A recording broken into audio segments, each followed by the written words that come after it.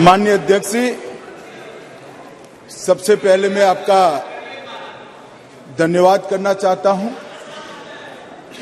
कि एक युग बदलने वाले विधेयक पर बोलने के लिए आपने मुझे अनुमति दी है।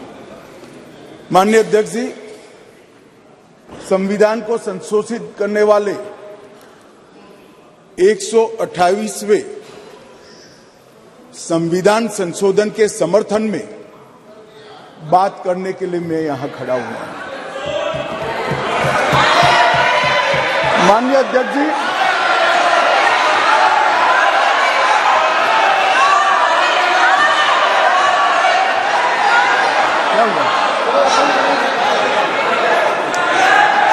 माननीय अध्यक्ष जी, जिसको जाना है डरिए मत, डरिए मत। अरे भाई डरो मत। नो, जिसको जाना है जाने दिया से क्यों? प्लीज, कोई भी सदन में रुक सकता है, जा सकता है। प्लीज माननीय अध्यक्ष जी, प्लीज, नो। माननीय अध्यक्ष जी,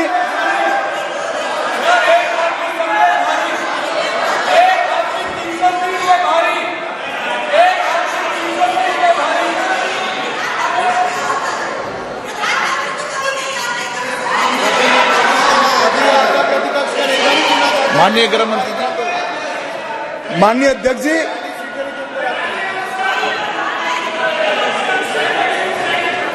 कल का दिन भारतीय संसद के इतिहास में स्वर्ण अक्षरों से लिखा जाएगा। कल गणेश चतुर्थी थी, कल संवत्सरी थी, कल नए सदन का पहली बार कार्य का श्री गणेश हुआ और कल ही के दिन वर्षों से जो लंबित था वो महिलाओं को आरक्षण अधिकार देने का बिल इस सदन में पेश हुआ। माननीय अध्यक्ष जी, आपके माध्यम से मैं इस सदन के नेता और देश के प्रधानमंत्री श्रीमान नरेंद्र मोदी जी को हृदय से साधुवाद देना चाहता हूं कि 140 करोड़ की आबादी में 50% जिसका हिस्सा है वो मातृशक्ति को सच अर्थ में सम्मानित करने का काम माननीय प्रधानमंत्री जी ने किया है। माननीय अध्यक्ष जी, ये जो संविधान संशोधन है, ये संविधान संशोधन जैसे ही दोनों सदन सबके सहयोग से पारित करते हैं, उसके साथ ही देश की लोकसभा और देश के सभी राज्यों की विधानसभाओं में 1/3 स्थान मातृशक्ति के लिए आरक्षित हो जाए। इसलिए ये बिल के अंदर अनुच्छेद 239 ए जो दिल्ली की विधानसभा से संबंधित है, उसमें बदलाव लेकर मेरे साथी मंत्री मेघवाल जी आए हैं। नया अनुच्छेद 330 ए जो लोकसभा में 1/3 मातृशक्ति का आरक्षण करेगा। नया अनुच्छेद 332 ए जो राज्यों की विधानसभा में 1/3 मातृशक्ति का आरक्षण करेगा और इसके साथ साथ एससी और एसटी वर्ग के लिए जितनी भी सीटें रिजर्व है उसमें भी 1/3 सीटें मातृशक्ति के लिए आरक्षित हो जाएगी। माननीय अध्यक्ष जी, इसके साथ महिलाओं के अधिकार की एक लंबी लड़ाई का अंत हो जाएगा और जिसकी कल्पना इस G20 की बैठक में सम्माननीय नरेंद्र भाई ने समग्र विश्व के सामने रखी, वुमन लेड डेवलपमेंट, उसके नए युग के श्री गणेश इसी बिल से होने जा रहे हैं। क्योंकि अब इस देश की माता, इस देश की मातृशक्ति, इस देश की बेटी न केवल नीतियों के अंदर अपना हिस्सा पाएगी, नीति निर्धारण करने में भी अपने पद को सुरक्षित कर पाएगी। माननीय अध्यक्ष जी, कुछ पार्टी के लिए महिला सशक्तिकरण एक पॉलिटिकल एजेंडा हो सकता है। कुछ पार्टियों के लिए महिला सशक्तिकरण, माननीय अध्यक्ष जी, एक राजनीतिक मुद्दा हो सकता है। कुछ पार्टियों के लिए महिला सशक्तिकरण का नारा ये चुनाव जीतने का एक हथियार हो सकता है, परंतु मेरी पार्टी और मेरे नेता नरेंद्र मोदी जी के लिए महिला सशक्तिकरण राजनीतिक मुद्दा नहीं है।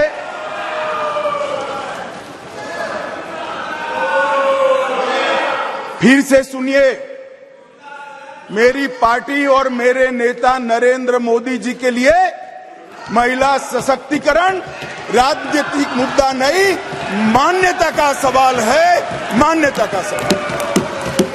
माननीय अध्यक्ष जी, किसी भी सिद्धांत के लिए किसी व्यक्ति या संस्था इसका आकलन करना है कि सिद्धांत के प्रति मान्यता कितनी दृढ़ है, तो कोई एक घटना, कोई एक कदम से नहीं बनाया जा सकता। प्रधानमंत्री नरेंद्र मोदी जी जब संगठन का काम करते थे, भारतीय जनता पार्टी के संगठन महासचिव थे गुजरात प्रांत के, और गुजरात में भारतीय जनता पार्टी की वडोदरा कार्यकारिणी हुई थी। उस ऐतिहासिक कार्यकारिणी में मोदी जी के रोल के कारण ही भारतीय जनता पार्टी के संगठनात्मक पदों में 1/3 रिजर्वेशन माताओं के लिए किया गया। और ऐसा करने वाले मैं गर्व से कह सकता हूं कि मेरी पार्टी सबसे पहली पार्टी है और मेरी पार्टी सबसे अंतिम पार्टी। माननीय अध्यक्ष जी, मोदी जी जब मुख्यमंत्री थे, ढेर सारे लोगों को मुख्यमंत्री रहते हुए ढेर सारी भेंटें मिलती हैं। ज्यादा से ज्यादा सभी लोग इसको तोशाखाना में आरक्षित रखवा देते हैं। मोदी जी ने उस वक्त निर्णय किया था और सार्वजनिक घोषणा भी की थी कि जितनी भी भेंट आएगी उसका ऑक्शन होगा और वो बच्चियों की पढ़ाई लिखाई के लिए खर्च किया जाएगा। माननीय अध्यक्ष जी, सीएम रहते हुए भी उनको प्रधानमंत्री देश की जनता ने चुना। 2014 में उनको प्रधानमंत्री पद के प्रत्याशी घोषित करने के बाद चुनाव हुआ और 30 साल के बाद इस देश की महान जनता ने पूर्ण बहुमत की एक सरकार मोदी जी के नेतृत्व में बनाने का मैंडेट। और जब सरकार बनाने का समय आया तब मोदी जी का स्वाभाविक था कि मुख्यमंत्री पद से इस्तीफा देना, और इस्तीफा देने के बाद ही वो प्रधानमंत्री बन सकते थे। तो मुख्यमंत्री पद से जब मोदी जी ने इस्तीफा दिया तब इनके बैंक अकाउंट में माननीय अध्यक्ष जी, भाई उनको जवाब न दो। इनके बैंक अकाउंट में जितना भी मुख्यमंत्री की तनख्वाह से और जितना भी पैसा बचा था वो सारा का सारा गुजरात सचिवालय की वर्ग 3 और 4 के कर्मचारियों की बच्चियों की पढ़ाई लिखाई के लिए। माननीय अध्यक्ष, इसके लिए कोई सर्कुलर नहीं था, इसके लिए कोई कानून नहीं बनाया था। यही मोदी जी थे जब गुजरात के मुख्यमंत्री थे तब बेटी बचाओ बेटी पढ़ाओ का नारा देश भर में दिया और गुजरात में उनके प्रयासों से, जन जागृति के माध्यम से कोई कानून के बगैर लिंग अनुपात के अंदर बहुत बड़ा परिवर्तन कर लाखों बेटियों को पृथ्वी पर आने का अधिकार इस नरेंद्र मोदी जी ने।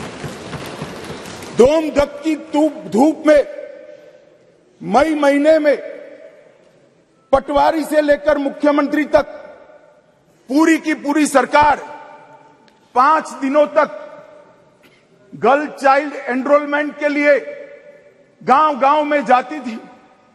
कोई कस्बा ऐसा नहीं होता था जहां पर सरकार के पदाधिकारी नहीं जाते थे। पंच, सरपंच, जिला पंचायत के सदस्य, तहसील पंचायत के सदस्य, विधायक, सांसद, मुख्यमंत्री, मंत्री सभी लोग जाते थे और बच्चियों को पढ़ाने के लिए, उनके एनरोलमेंट के लिए और ड्रॉप आउट रेशियो के कम करने के लिए, उनको फिर से पुनः दाखला दिलाने के लिए गांवों में निवास करते थे। माननीय अध्यक्ष जी, बेटी बचाओ बेटी पढ़ाओ, इसका परिणाम क्या था? एक और तो लिंग अनुपात में बहुत बड़ा अंतर आया और दूसरी ओर कांग्रेस पार्टी जो लेगेसी छोड़कर गई थी गुजरात में, उसमें प्राइमरी एजुकेशन में 37% ड्रॉप आउट रेशियो था और मोदी जी जब मुख्यमंत्री से प्रधानमंत्री बनने के आए तब वो 30% ड्रॉप आउट रेशियो घटकर 0.70% है। माननीय अध्यक्ष जी, इसलिए मैं कहता हूं कि हमारे लिए राजनीतिक मुद्दा नहीं है, हमारी मान्यता का मुद्दा है, हमारे स्वभाव का मुद्दा है, हमारी कार्य संस्कृति का मुद्दा है। माननीय अध्यक्ष जी, जहां तक नरेंद्र मोदी जी की केंद्र में सरकार बनी, ये कह रहे हैं कि पहले भी हुआ था, पहले रोक लिया गया, ये सब बातें तो मैं बाद में बताता हूं। परंतु ये जो महिला सशक्तिकरण की बात है, ये संविधान संशोधन से जुड़ी हुई नहीं है।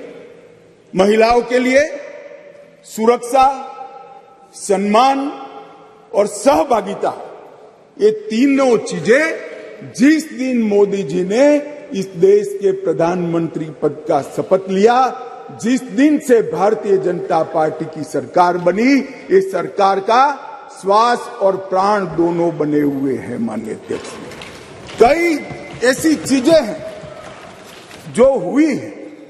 आज मैं कहना चाहता हूं माननीय अध्यक्ष जी, जिस दिन मोदी जी इस देश के प्रधानमंत्री बने, इस देश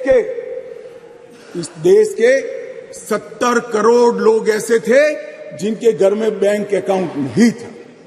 मोदी जी ने जनधन योजना चालू करी, बैंक अकाउंट खोलने का अभियान चालू किया, 52 करोड़ बैंक अकाउंट खोले गए और 52 करोड़ बैंक अकाउंट में से 70% बैंक अकाउंट माताओं के नाम से खोले गए। माननीय अध्यक्ष जी, माताओं के नाम से आज महिला सशक्तिकरण हुआ। सारी योजनाओं का जो पैसा जा रहा है, माननीय अध्यक्ष जी, किसने 10 मिनट दिए मुझे? आप वहां बैठकर टाइम दोगे? अरे सुनने की आदत डालो भाई, आप वहां बैठकर मुझे टाइम दोगे? माननीय सदस्य प्लीज, मैं मेरी पार्टी के टाइम में बोल रहा हूं। आप कौन फैसला करने वाले होते हैं? माननीय गृह मंत्री जी। माननीय अध्यक्ष जी, आज कोई भी स्कीम का पैसा जाता है तो वो महिला के बैंक अकाउंट के अंदर जाता है। माननीय अध्यक्ष जी, कांग्रेस ने इस देश में 5 दशक से ज्यादा शासन किया। 11 करोड़ परिवार ऐसे थे जहां शौचालय नहीं था।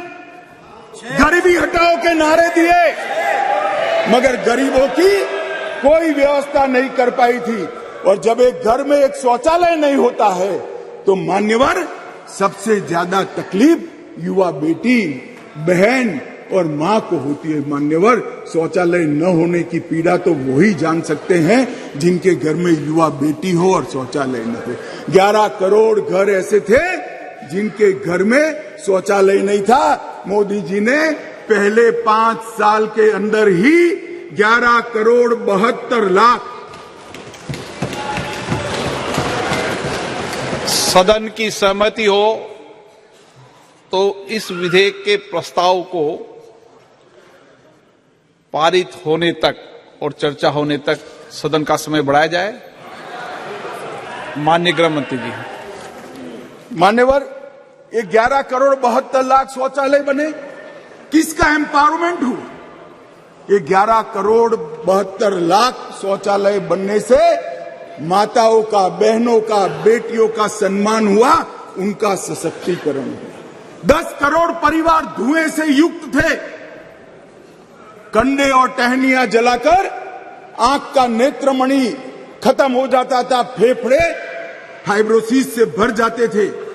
10 करोड़ घरों में एलपीजी का मुफ्त कनेक्शन देकर माताओं का सशक्तिकरण करने का काम किया।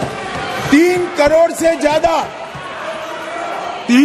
से ज्यादा माताओं को घर दिया, और वो घर माता के नाम से करने का काम हमारे प्रधानमंत्री नरेंद्र मोदी जी। मान्यवर, 12 करोड़ घर ऐसे थे जहां पीने का पानी नहीं था।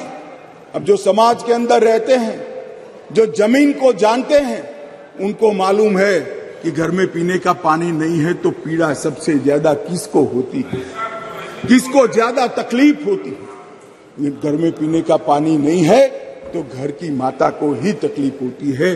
12 करोड़ परिवारों के घर में नल से जल पहुंचाने का काम नरेंद्र मोदी जी। हर घर के अंदर 80 करोड़ लोगों को हर घर में प्रति व्यक्ति प्रति माह 5 किलो अनाज फ्री ऑफ कॉस्ट देने की शुरुआत की।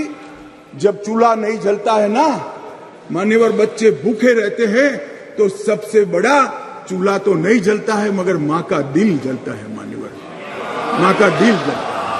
ये भूखे परिवारों को 5 किलो अनाज प्रति व्यक्ति देने का काम हमारे नेता नरेंद्र मोदी जी ने किया। 3 करोड़ 18 लाख सुकन्या समृद्धि खाते खोले। मान्यवर, 3 करोड़ महिलाओं को मातृवंदना योजना के तहत फायदा पहुंचाया। मान्यवर, लगभग 26 सप्ताह का मातृत्व अवकाश, पेड मैटरनिटी लीव देने का काम हमारे नेता नरेंद्र मोदी जी ने। और एम्पावरमेंट क्या होता है माननीय अध्यक्ष जी? आज दुनिया भर में विमान उड़ाने वाले पायलट में महिलाओं की संख्या 5% है, भारत में 15% है, और 10 साल में बढ़ेगी। इसको एम्पावरमेंट। मान्यवर, हम ये जो बिल लेकर आए हैं,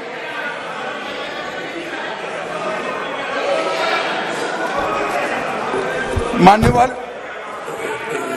ये जो बिल लेकर हम आए हैं, कई सारी साथी महिला सांसदों ने कहा कि महिला को रिजर्वेशन देकर नीचा नहीं दिखाना चाहिए, महिला भी उतनी ही सशक्त है जितना पुरुष सशक्त है। मैं आपसे एक कदम आगे जाता हूं, महिला पुरुष से भी ज्यादा सशक्त है, महिला पुरुष से भी ज्यादा है। मगर समाज व्यवस्था ऐसी बनी है जिसके अंदर इस आरक्षण से अब डिसीजन मेकिंग में, पॉलिसी मेकिंग के अंदर महिलाओं की भागीदारी सुनिश्चित कर दी जाएगी। ये सम्मान करने के लिए एक आरक्षण है। मान्यवर, इस देश में जो भी रहता है जिसकी जड़ें भारत से जुड़ी है, वो कोई भी महिला को कमजोर बनाने की गलती नहीं कर सकता।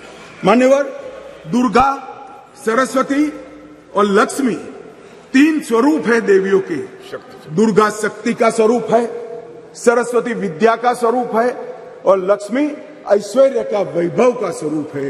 ये तीनों स्वरूपों में हमारे पुरखों ने, हमारी संस्कृति ने मां की ही कल्पना की है, कहीं और किसी की कल्पना नहीं। मान्यवर, मगर प्रॉब्लम क्या है, प्रश्न क्या है? जड़ें भारत से नहीं जुड़ी है।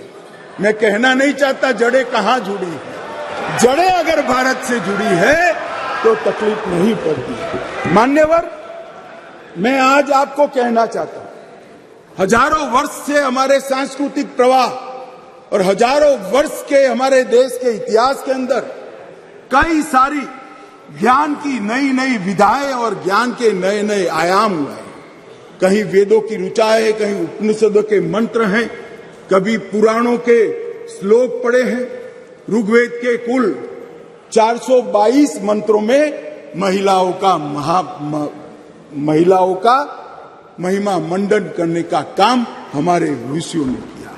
वेदों की रचना में योगदान देने वालों में गार्गी, मैत्रेयी, घोषा, विश्वम्भरा, श्रद्धा, संध्या, देवयानी, सची, अदिति, लोपामुद्रा, ये सारी माताओं ने वेदों को संवेदना से परिपूर्ण कर कर समग्र चराचर की चिंता करने वाली बनाए।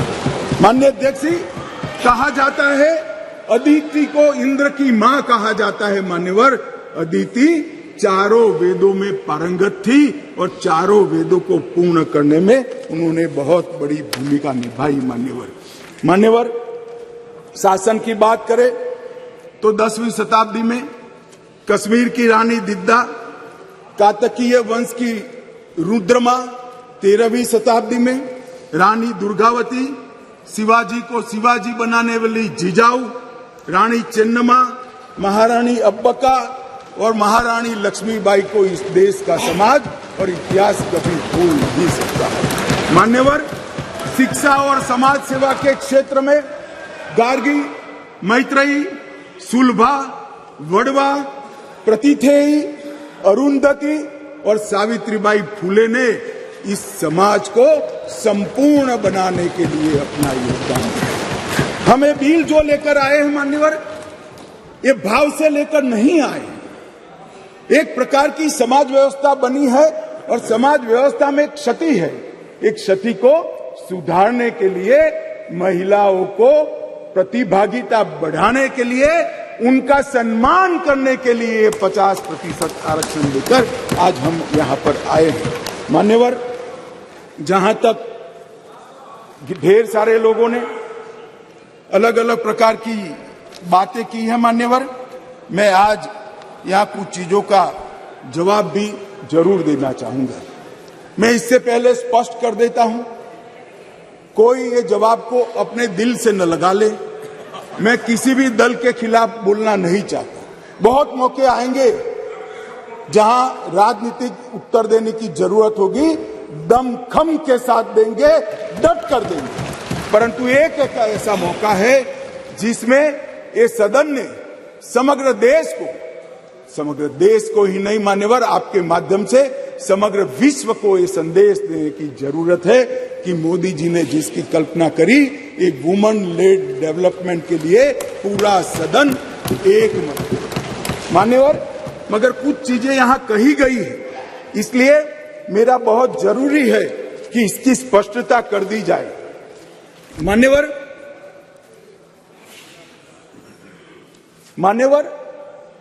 ये जो प्रयास है, ये वो 5वां प्रयास है। पहली बार ये महिला आरक्षण बिल नहीं आ रहा है, पहली बार ये संविधान संशोधन नहीं आया है। तो क्या हुआ वो 4 संविधान संशोधनों का? क्यों आज मोदी जी ने लेकर आना पड़ा? देवगौड़ा जी से लेकर मनमोहन सिंह जी तक, बीच में 2 बार अटल जी ने, 4 बार प्रयास हुए, क्यों नहीं हुआ? कौन कारण था? किसके कारण पास नहीं हुआ? क्या प्रयास अधूरे थे? क्या मंशा अधूरी थी? या कुछ लोगों ने इस प्रकार का किया कि आगे हो ही न पाए? मान्यवर, ये मैं जरूर बताना चाहता हूं।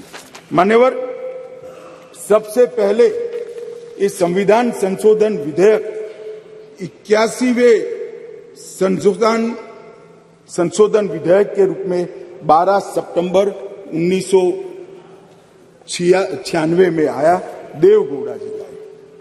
मुझे कोई आपत्ति नहीं है भाई, इसका पूरा यश कांग्रेस पार्टी में के अकाउंट में डालना है तो डाल दीजिए। आप भी वोट दे दीजिए, सहमति दे दीजिए, अपने आप आपको वोट मिल जाएगा। परंतु मैं जो स्थिति है, जो सच्चाई है, वो देश की करोड़ों माताओं बहनों को बताना चाहता हूं। ये विधेयक को सबसे पहली बार लेकर आए एचडी देवगौड़ा प्रधानमंत्री जी थे, तब ये सरकार लेकर आई। मान्यवर, उस वक्त कांग्रेस पार्टी विपक्ष में बैठा करती थी। देवगौड़ा जी की नहीं, और उनके ही कारण गिर गई थी। सरकार में नहीं थे, सरकार में नहीं थे। अरे बैठो यार। मान्यवर, विधेयक सदन में रखने के बाद विधेयक को गीता मुखर्जी की अध्यक्षता में एक संयुक्त समिति को दे दिया गया और संयुक्त समिति ने 9 दिसंबर 1996 को अपनी रिपोर्ट दे दी, परंतु दुर्भाग्य से विधेयक कभी सदन तक पहुंच नहीं पाया, आया ही नहीं। क्या हुआ मालूम नहीं। और जब 11वीं लोकसभा का विघटन हो गया तो अनुच्छेद 107 के तहत इस विधेयक को लैप्स माना गया और विधेयक वही चला गया। मान्यवर, फिर अटल जी प्रधानमंत्री बने। 14 दिसंबर 1998 में 84वां संविधान संशोधन विधेयक आया और ये विधेयक 12वीं लोकसभा के विघटन के साथ समाप्त हो गया, क्योंकि इसको पेश ही नहीं करने दिया। कुछ दृश्य हुए थे, इस सदन में मैं बोलना नहीं चाहता। अडवाणी जी के हाथ से बिल छीन लिए गए। नहीं, वो ठीक है। नहीं, अभी भी कर रहे हो ना आप, अभी भी कर रहे हो मान्यवर। और 12वीं लोकसभा के साथ अनुच्छेद 107 के तहत वो विलोपित हो गया। फिर 13वीं लोकसभा में अटल जी ही प्रधानमंत्री थे और हम फिर से बिल लेकर आए और उस पर भी चर्चा नहीं हो पाई। अब किसने नहीं की इसमें मैं जाना नहीं चाहता, क्योंकि आज मैं किसी को दोषारोपण करने के लिए नहीं आया हूं। मगर इस संसद ने, इस सम्मानीय गृह ने कभी न देखे हो इस प्रकार के कुछ दृश्य 13वीं लोकसभा में देखे, जो पुराने अनुभवी सांसद है उन्होंने देखे हैं मान्यवर। और वो भी अनुच्छेद 107 के तहत विलोपित हो गया। इसके बाद में संविधान का 108वां संशोधन डॉक्टर मनमोहन सिंह जी लेकर आए। मनमोहन सिंह जी संशोधन लेकर आए, वो पहले राज्यसभा में रखा, राज्यसभा में संशोधन पारित हुआ, उसके बाद में लोकसभा में लाने का मौका ही नहीं हुआ और वो विधेयक भी विलोपित हो गया। तो कल जो मैं कहता था अधीर रंजन जी कि विधेयक, आपने कहा कि विधेयक अभी लंबित है, लंबित नहीं है, जिंदा नहीं है, जीवित भी नहीं है। बैठ जाओ, मैं समझा देता हूं। आप बैठ जाइए, मैं समझा देता हूं। मान्यवर, जब लोकसभा का विघटन होता है, लोकसभा जब विघटित हो जाती है तो अनुच्छेद 107 के तहत लंबित विधेयक जितने भी है वो विलोपित हो जाते हैं, यहां पर नहीं रहते। नहीं, कल उन्होंने सवाल किया था कि विधेयक क्यों फिर से लाना पड़ा। हमारा विधेयक पड़ा है, नहीं पड़ा है, इसलिए विधेयक फिर से लाना।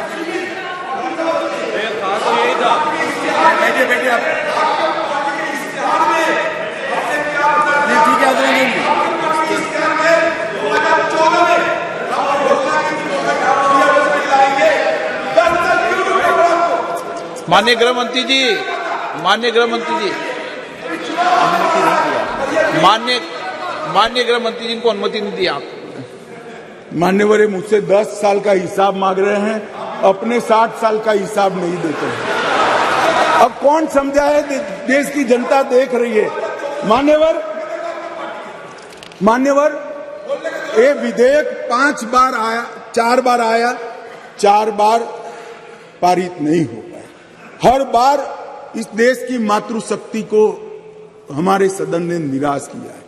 मैं आज पक्ष विपक्ष के सभी दलों से प्रार्थना करना चाहता हूं कि हम सब एकत्रित होकर ये नई शुरुआत को आज सर्वानुमत से संविधान को संशोधित कर मातृशक्ति को आरक्षण देने का मान्यवर, मैंने पहले ही कहा कि मैं कोई राजनीतिक उठापटक या जवाब देना नहीं चाहता, परंतु कई सारे सवाल उठाए गए। हमारी मंशा पर भी सवाल उठाए कि भाई तुरंत अमल में क्यों नहीं लाते हैं, डिलिमिटेशन कमीशन क्यों और 2026 क्यों। मैं सारी चीजों का एक एक कर जवाब देना चाहता हूं। माननीय अध्यक्ष जी, पार्लियामेंट में रिजर्वेशन की जो प्रोविजन है वो आर्टिकल 330 में है और ये इसी तरह से विधानसभाओं में आरक्षण का जो प्रावधान है ये आर्टिकल 332 में है। ये दोनों रिजर्वेशन अनुसूचित जाति और जनजाति को लागू होती है, दोनों को लागू होती है। मान्यवर, अभी बहुत सारे सवाल उठाए गए, ओबीसी क्यों नहीं, डिलिमिटेशन कमीशन क्यों और क्यों इतनी देरी कर रहे हैं। मैं सारों के जवाब देना चाहता हूं। सबसे पहला जवाब इस बात का है कि अभी जो विद्यमान संविधान है उसमें 3 कैटेगरी के सांसद यहां चुनकर आते हैं। एक सामान्य कैटेगरी से आते हैं जिसमें हमारे ओबीसी भाई भी होते हैं, बहनें भी होती हैं। दूसरा एससी कैटेगरी से आते हैं और तीसरा एसटी कैटेगरी। अभी ये 3 ही कैटेगरी उपलब्ध है मान्यवर। ये तीनों कैटेगरी में हमने 33% रिजर्वेशन माताओं का कर दिया है। और जहां तक सवाल है कि ऐसा क्यों किया, जो आगे मैंने कहा कि डिलिमिटेशन कमीशन क्यों बनाया, प्रोविजन क्यों रखा है और 2026 क्यों, मैं अब इस पर आता हूं मान्यवर। अभी जो संविधान संशोधन आया है इसमें आर्टिकल 330A और आर्टिकल 332A इसके माध्यम से वुमेन रिजर्वेशन का प्रोविजन हमने किया है और इसी के साथ साथ तीनों कैटेगरी में, सामान्य कैटेगरी में, एससी कैटेगरी में और एसटी कैटेगरी में वर्टिकल रिजर्वेशन देकर 1/3 सीटों को महिलाओं के लिए, माताओं के लिए आरक्षित करने का काम ये संविधान संशोधन जो मेघवाल जी लाए हैं उसको लेकर आए हैं। मान्यवर, अब डिलिमिटेशन कमीशन को पहले हम समझ लें। डिलिमिटेशन कमीशन हमारे देश की चुनाव प्रक्रिया को निर्धारित करने वाली एक महत्वपूर्ण इकाई का कानूनी प्रावधान है और वो अपॉइंटमेंट से होती है, मगर वो क्वासा जुडिशियल प्रोसीडिंग्स होती है। इसकी अध्यक्षता सुप्रीम कोर्ट के रिटायर्ड जज करते हैं। इसके अंदर चुनाव आयुक्त के एक प्रतिनिधि भी होते हैं और भी 2-3 संस्थाओं के प्रतिनिधि होते हैं जो चुनाव की प्रक्रिया के साथ जुड़े हुए होते हैं और इसके कानून के तहत सभी मान्य राजनीतिक दलों के एक सदस्य भी उस डिलिमिटेशन कमीशन के मेंबर होते हैं। अब 1/3 मान्यवर 1/3 सीटों का रिजर्वेशन करना है तो वो सीटों कौन तय करेगा? ये जो कह रहे हैं क्यों नहीं कर देते, कौन करे? हम करें और फिर वायनाड रिजर्व हो गया है तो आप क्या करोगे?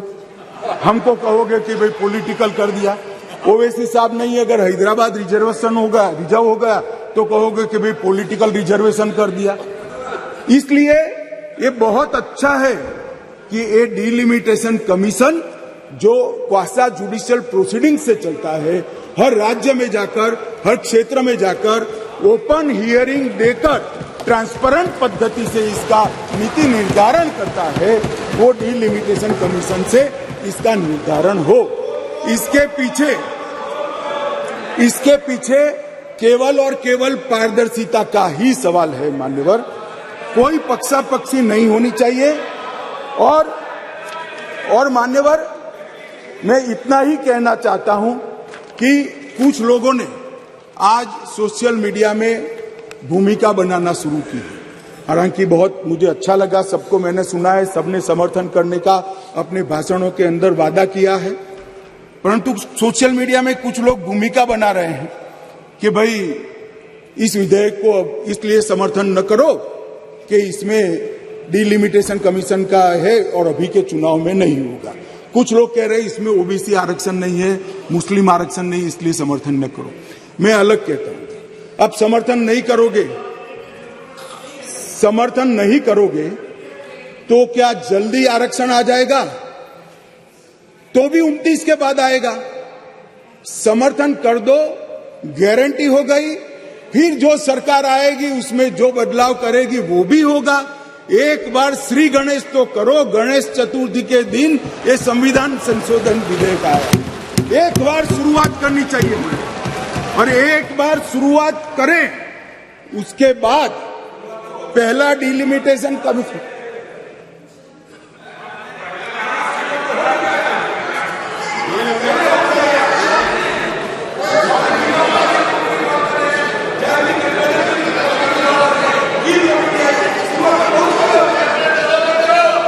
मगर पारित नहीं हुआ मान्यवर। एक कमेटी में रखना ही शुरुआत मानते हैं।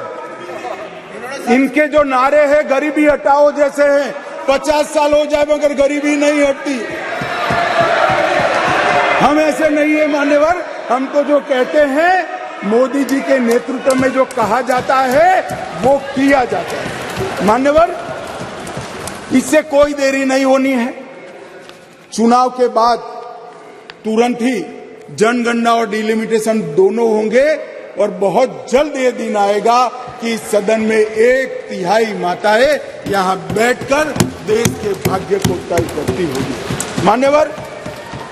अभी हमारे साथी सांसद अभी चले गए।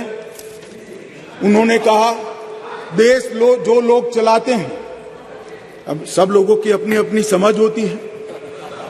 उन्होंने कहा कि देश जो लोग चलाते हैं उसमें सिर्फ 3 ओबीसी है। अब इनकी समझ है कि देश सेक्रेटरीज चलाते हैं, मेरी समझ है देश सरकार चलाती है मान्यवर।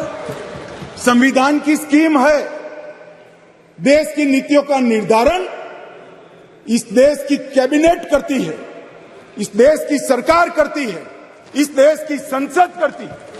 और आंकड़े अगर आपको चाहिए तो मैं बता देता हूं, सुनने के लिए आप बैठे नहीं हो। भारतीय जनता पार्टी के सांसद में 29%, 85 सांसद ओबीसी कैटेगरी के हैं। कंपैरिजन करना है तो आ जाइए। और मंत्री भी 29 ओबीसी कैटेगरी के हैं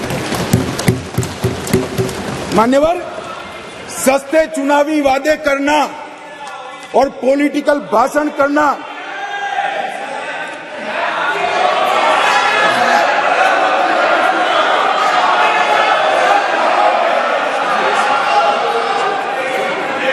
दादा, नए सदन में तो उम्र के हिसाब से कुछ करिए मान्यवर। बीजेपी के ओबीसी एमएलए 1358 में से 365 है, 27% है। ये सभी ओबीसी का राग आलापने वालों से ज्यादा है मान्यवर। बीजेपी के ओबीसी एमएलसी 163 में से 65 है, 65 है, 40% है। ये 33% की बात करते हैं मान्यवर। चुनावी भाषण करना बहुत ठीक है, कोई एनजीओ बनाकर दे देता है, चिट्ठियां आकर पढ़ जाना ठीक है भैया। मन से पिछड़ा वर्ग का कल्याण करने का काम हमारे नेता नरेंद्र मोदी जी ने किया। नरेंद्र मोदी जी जब पहली बार संसद के अंदर नेता चुने गए और कहा गया उनको भाषण करने के लिए, लिखा हुआ भाषण एक साइड पे रह गया। उन्होंने कहा 2014 में मेरी सरकार दलितों की सरकार है, आदिवासियों की सरकार है, पिछड़ों की सरकार है, महिलाओं की सरकार। और मान्यवर आज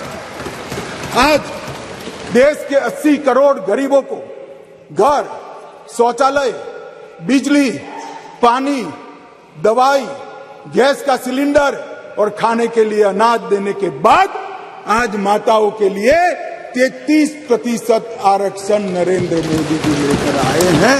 और मोदी जी ने ये जो वादा किया था, मान्यवर, ये जो वादा किया था वो मोदी जी ने पूरा किया है।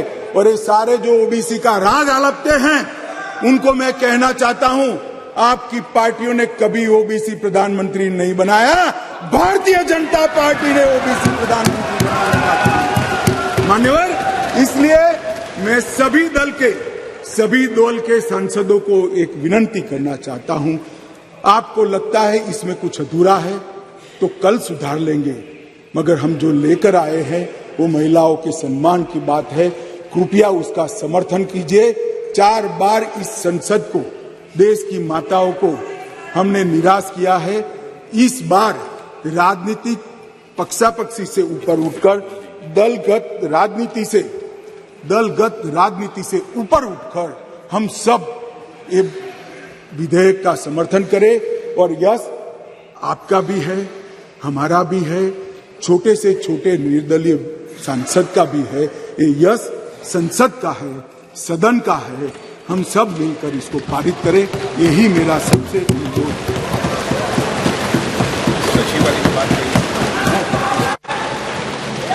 नो प्लीज, अर्जुन मेघवाल जी।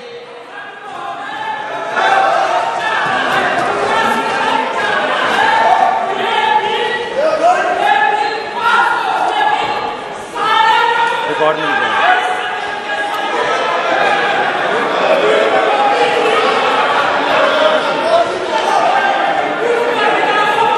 अर्जुन मेघवाल साहब। धन्यवाद अध्यक्ष जी। अर्जुन मेघवाल साहब। धन्यवाद अध्यक्ष जी। The constitution amendment bill